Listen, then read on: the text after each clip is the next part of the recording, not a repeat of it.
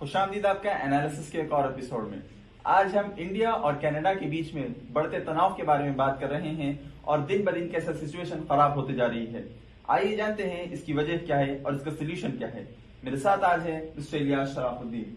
Mister Sharafuddin expert है geopolitics और इस्लामी कानून में, और हम आए दिन उन्हें वेरियस न्यूज चैनल्स पर मल्टीपल टॉपिक्स पर बात करते हुए देखते हैं। मिस्टर शराफुद्दीन, आपका इस्तकबाल। अस्सलाम वालेकुम वरहमतुल्लाह, जज़ाकल्लाह खैर for having me on the show. Mister Sharafuddin, India और कनाडा के बीच में जो बढ़ता टेंशन दिख रहा है, इस पर आपकी राय?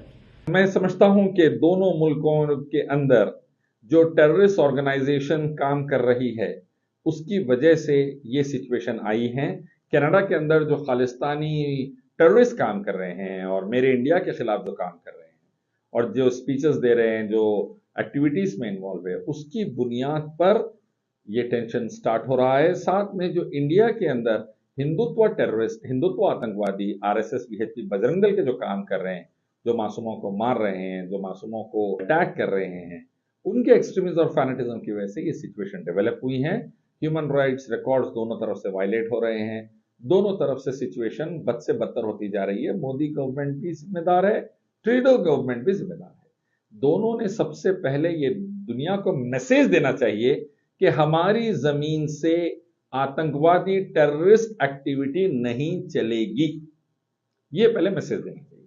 ना हिंदुत्व आतंकवादी टेररिस्ट ऑर्गेनाइजेशन काम करेगी इंडिया से, जैसा आरएसएस, बीएचपी, बजरंग दल, ना खालिस्तानी टेररिस्ट ऑर्गेनाइजेशन कनाडा से काम करेगी। ये मैसेज आप इफेक्टिवली देना चाहिए दोनों कंट्रीज ने और सिचुएशन को कंट्रोल में लाना चाहिए। मगरबी ममालिक, वेस्टर्न नेशंस आरएसएस को बैन करने जा रहे हैं, इस पर आप क्या कहेंगे?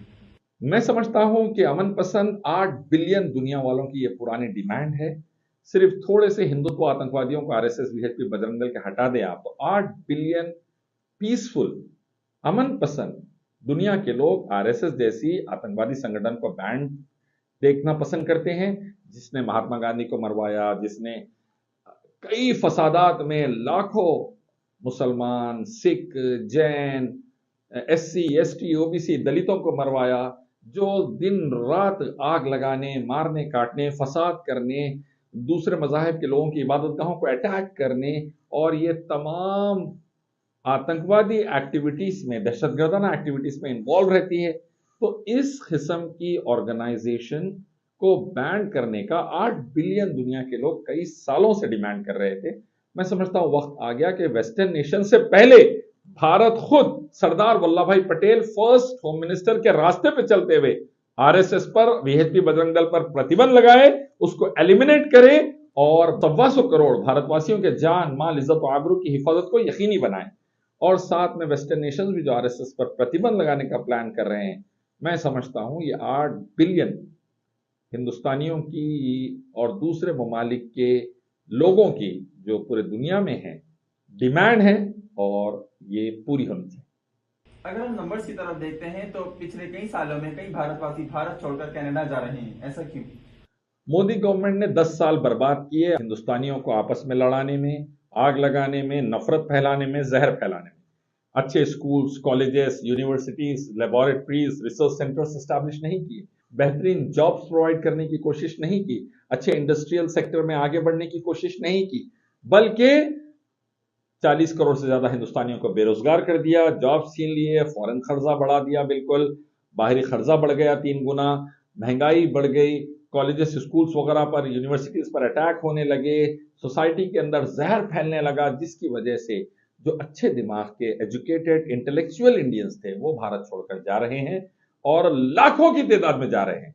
सिर्फ पिछले साल 1.25 लाख से ज्यादा हिंदुस्तानी कनाडा गए हैं और दूसरे ममालिक को तो दूसरे और लाखों गए हैं।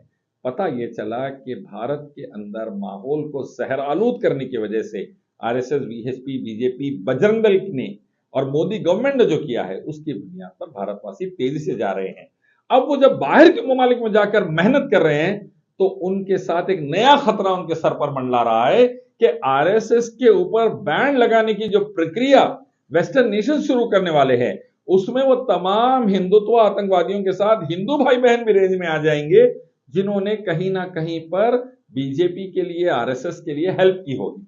फ्रेंड्स ऑफ बीजेपी के नाम से एक बड़ा तबका है, और अगर उनके अकाउंट स्कैन होना शुरू हुए, उनके इमिग्रेशन स्टेटस, उनके सिटीजनशिप स्टेटस को स्कैन करना शुरू करे, तो फिर यूरोप में, अमेरिका, नॉर्थ अमेरिका में, कनाडा और अमेरिका में, USA, United states of America में और दूसरे ममालिक में भारतवासियों के लिए बड़ा मसला है।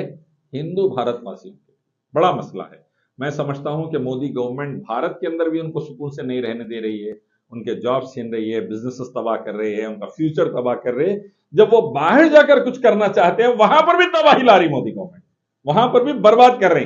हिंदुओं से कोसी पुरानी दुश्मनी है मोदी, बीजेपी, आरएसएस की, मेरे को नहीं मालूम, लेकिन हिंदुओं से ये दुश्मनी मोदी गवर्नमेंट बराबर अपने हरकतों से बता रही है और ये तबाही आगे चल के बढ़ेगी।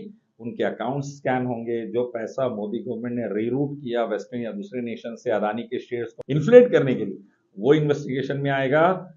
Billions and billions of dollars Indians के खतरे में आ सकते हैं, भारतवासियों के, हिंदू भारतवासियों के खास तौर पर।